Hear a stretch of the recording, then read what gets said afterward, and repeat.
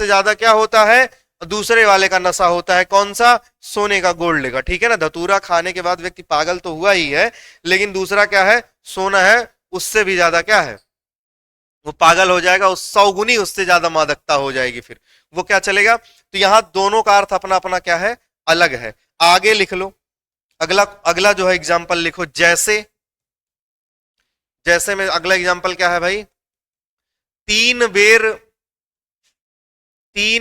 खाती, तीन बेर खाती थी वो। ठीक है ना, 3 बेर खाती थी वो, 3 बेर खाती है, 3 बेर खाती है। ठीक है ना, यहां देखिए युग्मक में कोई शब्द आया है 3 बेर, और यहां पर भी क्या आया है, 3 बेर। इस 3 बेर का हो गया 3 टाइम, नहीं, इस यहां हो गया 3 बेर, एक प्रकार का क्या है, फल। 3 फल खाती थी, बेर मतलब फल, 3 बेर खाती है, 3 टाइम है यहां। ठीक है ना, 3 टाइम खाती है। बात समझ गए ना, कि कोई भी है वो क्या कर रही, 3 फल खाती है, बेर एक प्रकार का फल है, और 3 बेर खाती है, बेर का मतलब क्या हो जाएगा फिर, टाइम से, समय से। ठीक है ना, पहले वाले बेर शब्द का अर्थ है खाने वाली बेर मतलब फल, दूसरे वाले बेर का अर्थ है टाइम मतलब समय। ठीक है ना, आगे लिख लीजिए अगला एग्जाम्पल, काली घटा का, काली घटा का घमंड घटा, यही लाइन देता है केवल, घमंड घटा। अब यहां देखिए एक काली घटा है और दूसरा है घटा। ठीक है ना, एक काली घटा है और दूसरा क्या है, घटा। ठीक है ना, घमंड घटा। अब इस वाले काली घटा का मतलब होता है बादल। ठीक है ना, और इस वाले घटा का अर्थ होता है, जो दूसरा वाला घटा है उसका अर्थ होता है कम होना। क्या होना, कम होना। ठीक है ना, तो आप देखिए दो दो क्या आए हैं, 2 शब्द आए हैं, और दोनों का एक जैसे ही है, लेकिन दोनों का अपना अर्थ क्या है, अलग अलग है। तो ये क्या हो जाएगा आपका, यमक अलंकार हो जाएगा। अगला देख लीजिए, अगला जो पूछा जाता है यहां से, ठीक है ना, एग्जाम्पल ही पूछा जाएगा आपसे, वो है कि सजना है, सजना है मुझे, सजना के लिए, सजना है मुझे, सजना के लिए, सजना के लिए। ठीक है, अब यहां देखिए सजना है और दूसरा सजना। ठीक है ना, इस सजना का मतलब होता है तैयार होना है, मेकअप करना है। ठीक है ना, तैयार होना है। दूसरा सजना का मतलब होता है वो उसका प्रियतम या उसका पति। ठीक है ना, पति, प्रियतम। ठीक है, तो सजना है मुझे, सजना के लिए एक सजना का अर्थ होता है तैयार होना, और दूसरा सजना का अर्थ होता है उसका पति, उसका प्रियतम। ठीक, अब ये तो आपको समझ में आया कि 2 शब्द आते हैं, दोनों एक जैसे होते हैं, और उनका अपना अर्थ क्या होता है, अलग अलग होता है। अब अलग अलग है तो ऐसे और भी शब्द आ सकते हैं, 2 या 2 से अधिक जोड़े में आ सकते हैं, यही तो आपने लिखा है ना, 2 या 2 से अधिक जोड़े में आते हैं। जैसे कि एग्जाम्पल लिखिए, लिखिए अभी हम आपको जोड़े में बताएंगे, लिखेंगे ओ फिराक वाली, ओ फिराक वाली, ये मत समझ, ये मत समझ मैं तेरे फिराक में हूं। ठीक है, मैं उसके फिराक में हूं जो तेरे फिराक में है। यहां देखिए 4 बार आ गया है, ये भी जोड़ा ही होता है, सम संख्या में आ रहा है। फिराक, फिराक, यहां फिराक और यहां फिराक, जोड़े में आया है। ठीक है ना,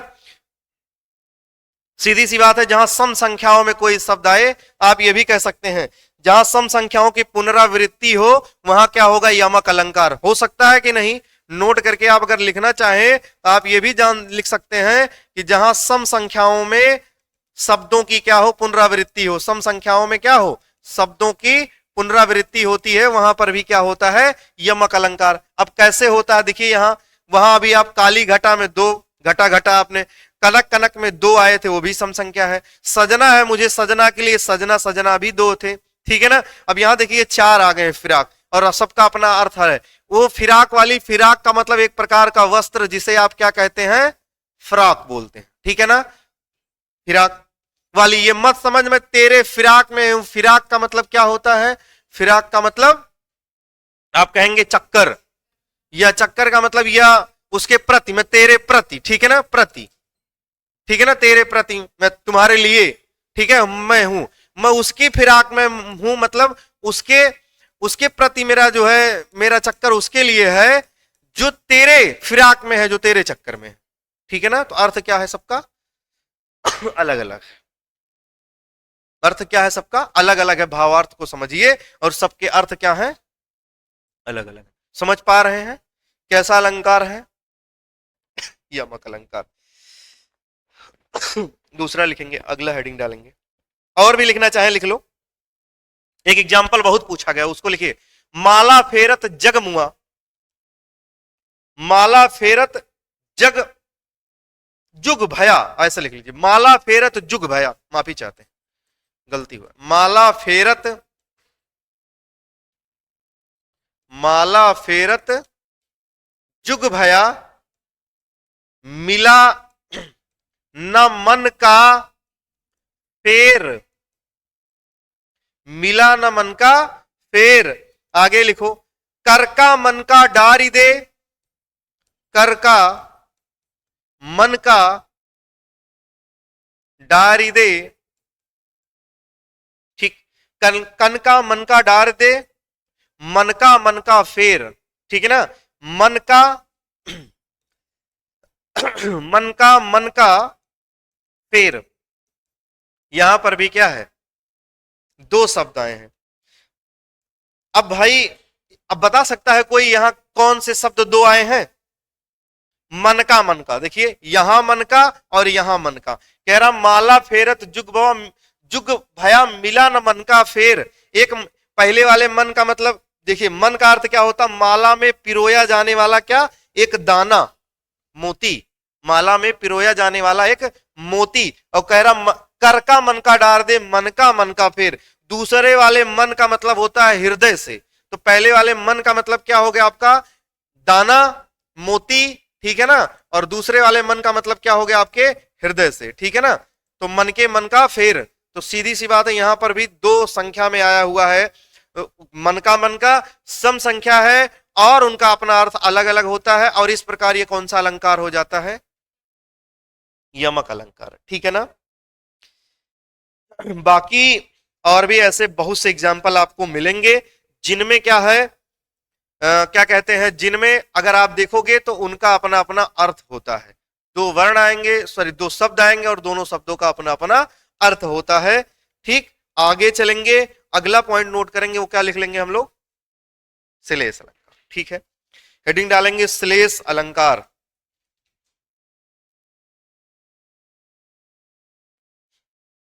श्लेष अलंकार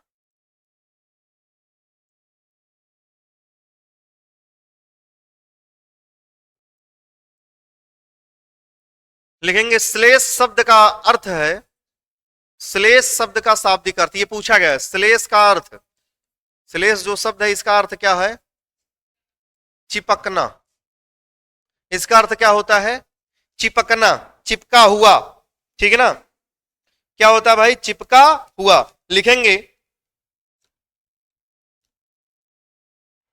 जहां, परिभाषा लिख लेंगे, जहां, जहां कोई शब्द एक ही बार आया हो, कोई शब्द एक ही बार आया हो, उसका एक से अधिक अर्थ निकलता है,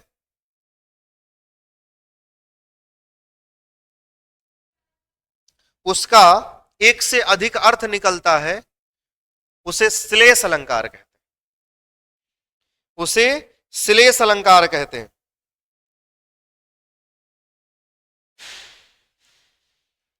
ठीक। उसे क्या कहते हैं, जैसे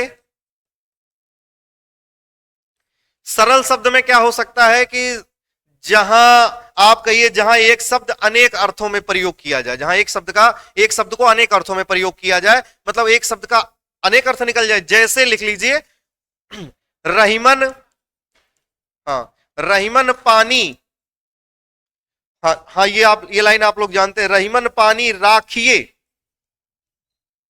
रहीमन पानी राखिए, बिन पानी सब सून, रहीमन पानी राखिए, बिन पानी सब सून,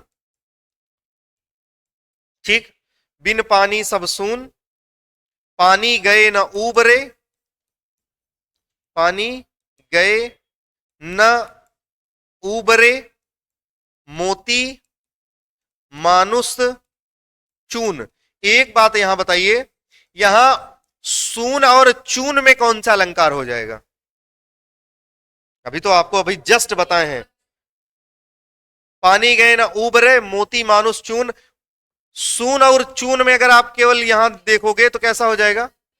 अनत्यानुप्रास बन जा रहा है। अनत्यानुप्रास कह लीजिए या तो तुकांत अलंकार के लिए, ना ना लास्ट में आ रहा ना। लेकिन यहां देखिए कह रहा रहीमन पानी, पानी का अपना तीन अर्थ, तीन तीन तीन जो है क्या कहते हैं आप, तीन अर्थों में पानी का प्रयोग किया गया है। पानी राखिए, बिन पानी सब सून, बिना पानी के सब कुछ सूना हो जाएगा। कौन सा? मोती मानुष और चून, इन्हीं तीनों के लिए किया गया है। मोती का मतलब चमक, ठीक है ना। दूसरे पानी का अर्थ क्या है? प्रतिष्ठा, मनुष्य के लिए। चून के लिए क्या हो जाता है? चून के लिए जल ही है, मतलब चूना भी। देखिए रहीम दास जी कहते हैं पानी को बचा करके रखना चाहिए, नहीं तो सब कुछ क्या हो जाएगा? सूना हो जाएगा। पृथ्वी पर सब कुछ क्या हो जाएगा? सूना। क्या क्या सूना होगा? मोती, मोती की चमक चली जाती है तो मोती बेकार हो जाती है। समझ रहे हैं कि नहीं? मोती की दृष्टि से चमक हो गया। कह रहे दूसरे मनुष्य के दृष्टि से क्या है? उसकी इज्जत। पहले के लिए क्या है? चमक, दूसरे के लिए क्या है? इज्जत, और तीसरे के लिए पानी का मतलब जल। अगर जल नहीं है चून में तो वो भी मर जाता है, मतलब मोती भी मर गई, मोती भी बेकार हो गई। मनुष्य की इज्जत नहीं है तो वो भी बेकार हो गया है, और चूने में पानी नहीं है तो वो भी बेकार है। मतलब चूना क्या है? बुझा हुआ चूना हो गया, मर गया चूना, ठीक है ना। तो यहां एक शब्द के कितने अर्थ निकले हैं? तीन, ठीक है ना। एक शब्द में चिपका हुआ अर्थ कितना है? तीन। बाकी और एग्जाम्पल करने हैं, ठीक, बाकी कल करते हैं। तो स्वामी तुलसीदास जी ने